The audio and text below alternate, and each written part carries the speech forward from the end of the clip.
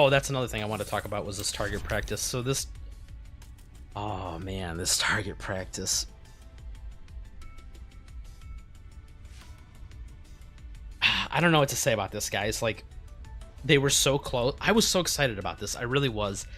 And then I got here and I realized how they set it up. And I'm just like, Mika, why would you do this? Okay, what is the point of this mode? Let's start. This is, I don't know, like I said, I don't know why no one at the game design meeting raised their hand and said this. What is the main point of this mode? Why do people want to target dummy? So they can test different team combinations, right?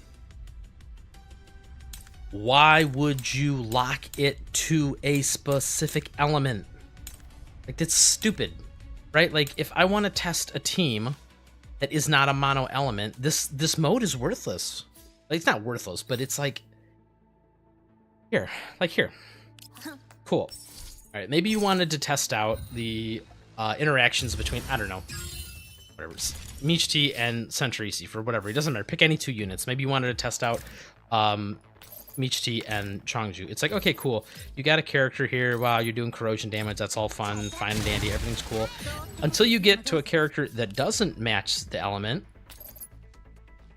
And then they just do nothing. Ironically, though, you can still do overburn to the target, even though it's technically a burn debuff, right? So it's technically a phase element damage, but whatever. It says fixed damage. I don't know. Don't think about it. But it's just like, how do you miss the mark? Like, the whole point of this mode, the reason this mode exists is because people want to try out teams, right? Team comps and damage comps. And it's like, nobody cares about your stupid little leaderboard, right? Like, the reason they did this was so you could have like a leaderboard here for the different elements and be like, oh, look at the people who scored the highest for each element, which of course is just going to be whales. So once again, I don't know why they even bothered with but that's not the point. That's not why people wanted this mode. They wanted it to test teams.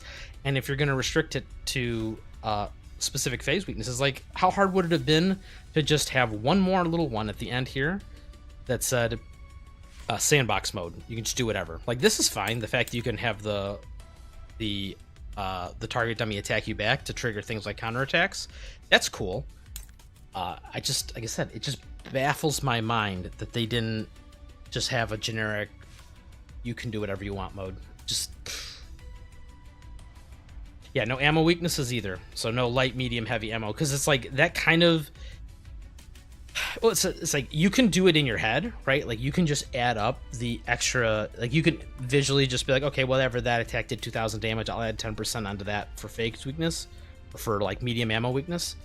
Or you'll be like, okay, well, I exploited medium ammo, and that would be whatever, another 2 stability worth of damage. You can do it in your head, but it's like, that's not why people wanted the mode. They didn't want to do a spreadsheet, right? They wanted to just be able to do it in game and then go to the summary at the end of it and look at the damage, like, contributions. Like, because, for example, like, maybe you're trying to figure out offensively who's a better offensive character, right, to squeeze out a little extra damage. Like, maybe you want to compare Xiaomi to Centrisi. Well, you can't, because one does frost, one does fire, and guess what? The bosses don't allow you to test both at the same time. So you have to, like, rerun the scenario once on the frost boss for Xiaomi, and then you gotta, like, reset it and test it separately on Centrisi on the fire target dummy. It's just dumb. Just absolutely stupid. Sorry, I'm getting on a rant.